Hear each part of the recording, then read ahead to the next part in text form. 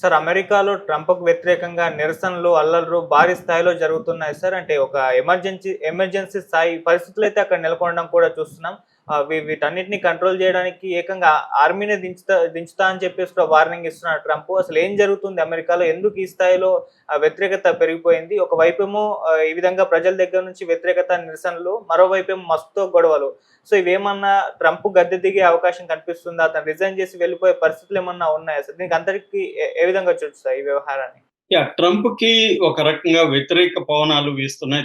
America అంతటా గూడా ఒక 5 రోజుల నుంచి అంటే జూన్ 6వ తేదీ నుంచి తీవ్ర నిరసన ప్రదర్శనలు, అల్లర్లు అమెరికా అంతటా వ్యాపించాయి. ముఖ్యంగా జూన్ 6వ తేదీ లాస్ ఏంజల్స్‌లో వ్యాపించింది. దీనికి ప్రధాన కారణం ఏందంటే ఐస్ అనే ఒక సంస్థ. ఐస్ అంటే ICE immigration and customs enforcement. అంటే ఇమ్మిగ్రేషన్ అంటే అక్రమ వలసదారుల్ని, తర్వాత చదువు కోసం వచ్చి అక్కడ పనిచేసే వాళ్ళని, ఇలాగా రకరకాల కేటగిరీ ఉన్న వాళ్ళని రోజుకి 2000 నుంచి 3000 మందిని అరెస్టులు చేసేస్తున్నారనమాట. ఈ అరెస్టులు చేయడానికి ఈ ఐస్ అనే సంస్థ, ఇమ్మిగ్రేషన్ అండ్ కస్టమ్స్ ఎన్ఫోర్స్మెంట్ అనే సంస్థ రంగంలో దిగి మినిమం రోజుకి 2000 మంది నుంచి 3000 మంది వరకు అరెస్టులు చేసి పెద్ద ఎత్తున వాళ్ళని భయభ్రాంతం చేస్తున్నారు. దీనికి నిరసనగా లాస్ ఏంజల్స్‌లో జూన్ 6వ తేదీ పెద్ద ఎత్తున దాదాపు వేలాది మంది నిరసనలు తెలియజేశారు. అక్కడ ఏంబియన్స్ అప్పరల్ అని ఒక సంస్థ ఉంది. అట్లాగే హోమ్ డిపో ఉంది. ఇక్కడ దాదాపు పెద్ద ఎత్తున చేస్తే ఇక్కడ 100 మందికి పైన అరెస్టులు చేశారు. ఇది వీళ్ళనంతా కూడా పిక్చర్స్ ఎంప్లాయీస్ డాక్యుమెంట్స్ ఉన్నాయి వీళ్ళ దగ్గర, అంటే తప్పుడు డాక్యుమెంట్స్ ఉన్నాయి అని చెప్పి వీళ్ళని అరెస్ట్ చేస్తే దీనికి నిరసనగా అక్కడ పెద్ద ఎత్తున పబ్లిక్ గ్యాదరింగ్ అయ్యారు. వాళ్ళు వైలెంట్ గా మారిపోయారు. కార్లని తగలబెట్టడం, తర్వాత లూటీలు చేయడం, గోడల మీదంతా పెయింట్లు రాసి గ్రాఫిటీల్ని ఈ ఐస్ కి వ్యతిరేకంగా బూతు మాటలతో ఐస్‌ని తిడుతూ గోడల మీదంతా పెయింట్స్ చల్లుతూ రాయడం, ఇవన్నీ చేస్తున్నారనమాట.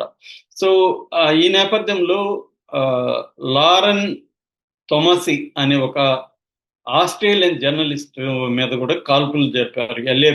ఎల్ఏపిడి అంటే లాస్ ఏంజల్స్ పోలీస్ డిపార్ట్మెంట్ అతి దగ్గర నుంచి. అయితే అది నిజమైన బుల్లెట్ కాదు, రబ్బర్ బుల్లెట్. నాన్ లేతల్ ప్రొజెక్టైల్ అంటారు వాటిని.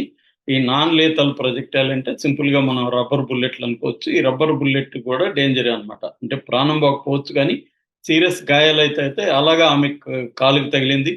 అది ప్రపంచవ్యాప్తంగా ఇప్పుడు ఆ వీడియో వైరల్ అయిపోయింది. ఆమె ఒక్కసారిగా ప్రపంచవ్యాప్తంగా పాపులర్ కూడా అయింది, ఈ థామస్ ఏ అనే ఆవిడ. సో దీంతో ఆస్ట్రేలియా గవర్నమెంట్ కూడా దీన్ని ఖండించింది. ఆస్ట్రేలియన్ ప్రధానమంత్రి కూడా దీన్ని ఆంటోనీ అల్బనీస్ ఆయన పేరు, ఆయన కూడా వ్యతిరేకిస్తూ స్టేట్మెంట్ ఇచ్చాడు. మేము G7 కంట్రీల సమ్మిట్ లో కూడా దీన్ని లేవనెత్తామని ఆయన చెప్పాడు. సో దీని పట్ల ప్రపంచవ్యాప్తంగా కూడా వ్యతిరేకత వచ్చింది. అంటే జర్నలిస్టుల మీద కూడా బుల్లెట్లు ఉపయోగిస్తున్నారు. అట్లాగే ఈ అల్లర్లు అనేవి ఒక్క లాస్ ఏంజల్స్ లో మొదలైనప్పటికీ ఇది అక్కడితో ఆగలేదు. న్యూయార్క్ లోకి వ్యాపించింది. న్యూయార్క్ లో కూడా పెద్ద ఎత్తున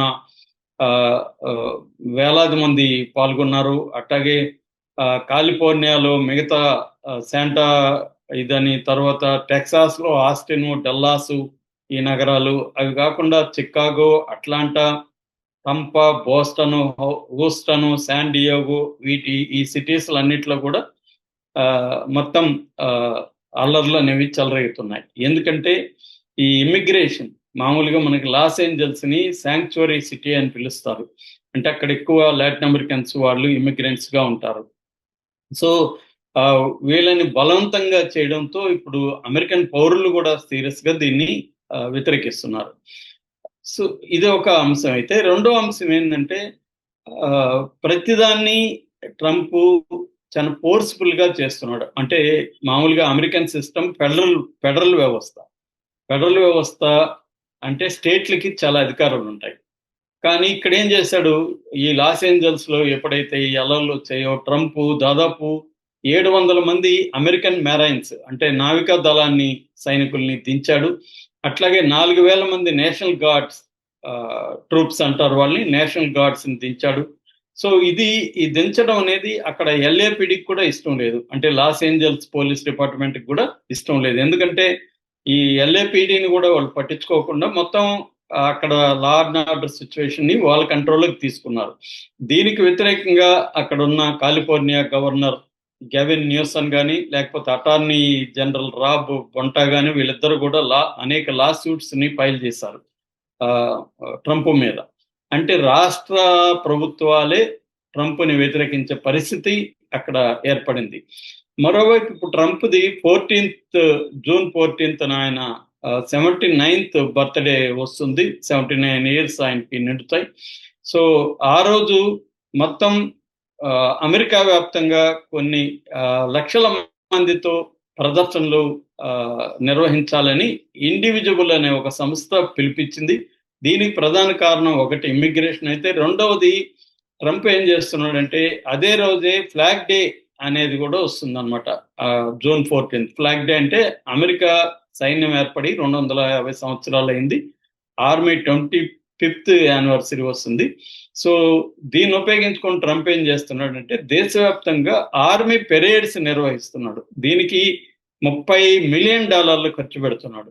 అంటే మా ట్యాక్స్ డబ్బులు నువ్వెవడరా ఇలా ఖర్చు పెట్టి వేస్ట్ చేయడానికి, నీ బర్త్డేకి సెలబ్రేషన్స్ ఇలాగా చేస్తావా, మిలిటరీని వీధుల్లోకి దింపించి ట్యాంకులను వీధుల్లోకి తీసుకొచ్చి మమ్మల్ని అంతా భయభ్రాంతం చేయడానికి నువ్వెవడవి అన్న స్థాయిలో మొత్తం వ్యతిరేకత ట్రంప్కి వ్యతిరేకంగా వస్తుంది.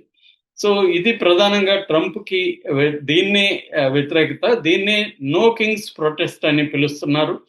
నో కింగ్స్ ప్రొటెస్ట్ అంటే అర్థం కింగ్ అనేవాడు ఉండవద్దు, నువ్వు కింగ్ లాగా బిహేవ్ చేస్తున్నావు అని చెప్పి వాళ్ళు దాని పేరు నో కింగ్స్ ప్రొటెస్ట్ అని దేశవ్యాప్తంగా ఇవ్వడానికి జూన్ 14th ఫిక్స్ చేశారన్నమాట. సో ఇది ఒకవైపు ఉంటే ట్రంప్కి అతి క్లోజ్ ఫ్రెండ్గా ఉండి ట్రంప్ గెలవడానికి ఎంతో కృషి చేసి ట్రంప్ క్యాంపెయిన్కి దాదాపు 200 బిలియన్ల పైన డబ్బులు ఇచ్చిన ఎలన్ మస్క్కి ట్రంప్కి పెద్ద గొడవలు మొదలైనవి. ఇద్దరు దారుణంగా తిట్టుకోవడం మొదలు పెట్టుకున్నారు. మొన్నటి వరకు ఇద్దరు కవల పిల్లల్లాగా అన్యోన్యంగా ఉన్నాళ్ళు ఇవాళ శత్రువులు అయిపోయారు. సో అది కూడా చాలా పెద్ద సంక్షోభానికి దారితీసే పరిస్థితి. ముఖ్యంగా రిపబ్లికన్ బిల్ ఒకటి ప్రవేశపెడితే ట్రంప్ దాన్ని వ్యతిరేకించి ఎలన్ మస్క్ బయటకు వచ్చాడు. ఎందుకంటే దుర్వినియోగం కాకూడదని, ప్రభుత్వ సొమ్ము దుర్వినియోగం అవ్వకూడదు, తగ్గించాలని డోజన్ ఒక సంస్థ ఏర్పాటు చేసి ఎలన్ మస్క్ ని దానికి ఇన్ఛార్జికి పెడితే, ఇప్పుడు ట్రంపే దేశంలో ఉండే డబ్బుని దుర్వినియోగం చేయడానికి కొత్త బిల్లు తీసుకొచ్చాడు. ఇది బ్యూటిఫుల్ బిల్ అని ఆయన పేరు పెడితే ఇది వరస్ట్ బిల్ అని ఇతను అంటున్నాడు. సో ఈ మొత్తం పరిణామాలు చూస్తే ట్రంప్ రాజీనామా చేసే అవకాశం ఉందా అనే ఒక ఇది కూడా వస్తుంది, అంటే ఒక సందేహం కూడా వస్తుంది. సో ఏదేమైనా